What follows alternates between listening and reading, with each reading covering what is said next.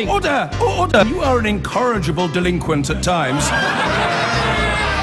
Behave yourself, man!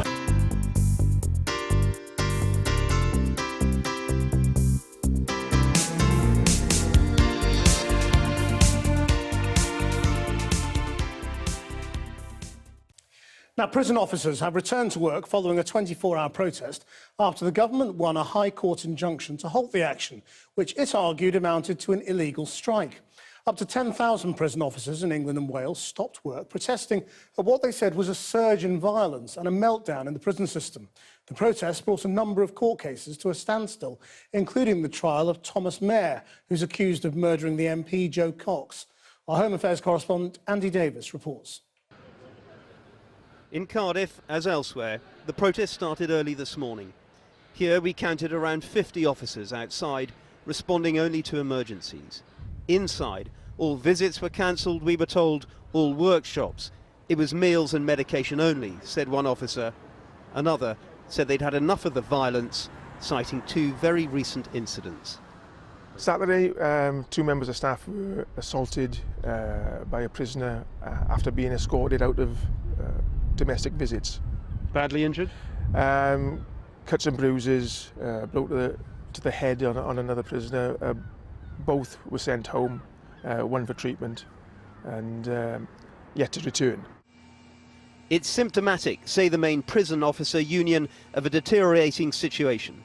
It was a breakdown in talks with government officials over safety issues which triggered this action, and it comes at the end of a very difficult fortnight for the prison service. Last week, here at Pentonville in North London, these two men, Matthew Baker on the left and James Whitlock, escaped. They've since been caught. While earlier this month, up to 200 inmates went on the rampage through Bedford Prison, it took riot officers more than 6 hours to take back control, which is exactly what the Justice Secretary wanted to do today. Over the last 2 weeks, my team has been holding talks with the POA on a range of measures to improve safety. These talks were due to continue this morning. Instead, the POA failed to respond to our proposals and called this unlawful action without giving any notice. We are taking the necessary legal steps to end this unlawful industrial action. It's illegal for prison officers to take industrial action, but the POA claimed it was the government who was breaching its duty to officers. The argument ended up in the High Court this afternoon, where the Ministry of Justice applied for and secured an injunction to halt the action. The danger, one of their lawyers said, had been ramping up by the hour. The MOJ said they expected officers to return to work with immediate effect. Well, it's nearly an hour and a half since that injunction was granted, and they're still outside the prison here in Cardiff. They're awaiting clarification, they say, from others. But if they have to go in, then their message to the government is this: we need to know we're safe. It's as simple as that. Shortly afterwards, the Prison Officers Association told its members protesting across England and Wales to comply with the injunction. Its General Secretary told Channel 4 News today's action worked. The MOJ had got the message. Andy Davis reporting. We're joined now from North London by the chair of the Prison Officers Association, Mike Rolfe. Mike Rolfe, the government claims that it is doing something about this crisis by putting in another 2,500 prison officers across Britain. Is that not enough? Well, they can't recruit and retain staff as it is, so increasing the prison officers' numbers simply just isn't going to cut it. They need to sort out the recruitment and retention crisis, but similarly, we don't believe 2,500 is enough. Back in 2010, since 2010, we've lost over 7,000 prison officers and 10,000 operational staff. Well, it would suggest that if they can offer the right money, they'd get a good lot of them back. Potentially, and that's one of the things we really wanted to secure. Is we wanted to talk about health and safety issues. We didn't want to bring pay into it at all, but one of the big issues is about recruiting and retaining staff. It's simply boots on the landing that makes prisons safe, and at the moment their own statistics show that prison numbers are falling. In the last 12 months they fell by over 416. Well, I mean, this is really a genuine crisis, probably one of the worst crises in the prison system in the last few decades. I mean, you've got prisoners who are locked in all day in their cells. You've got people unable to attend court. the Joe Cox murder case has had to be suspended because they couldn't get the defendant to court.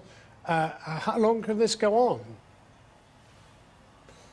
Well, we've obviously we've tried to take as much as a responsible approach as we can, but at the end of the day, the employer and government have blood on their hands here. There's been murders within prisons, there's been prison staff that have been killed escorting prisoners, we've got assaults daily, 16 members of staff, 65 assaults every day. As a prison officer, you've got a 1 in 3 chance of being assaulted each and every year. That's just simply unacceptable. We needed to act, and we needed to act now. Have you had any access to the Minister? We've been reassured that we will get a meeting with the Minister within the next 48 hours. That was the only reason we called off our action, because we would have continued even though we was breaching the injunction. We realised the seriousness of that, but this is about people's lives, their safety, and that's more important than actually my freedom, to be honest. So normal service will be restored tomorrow for 48 hours, or right now. What are you demanding out of the Minister that will enable you to continue working after that?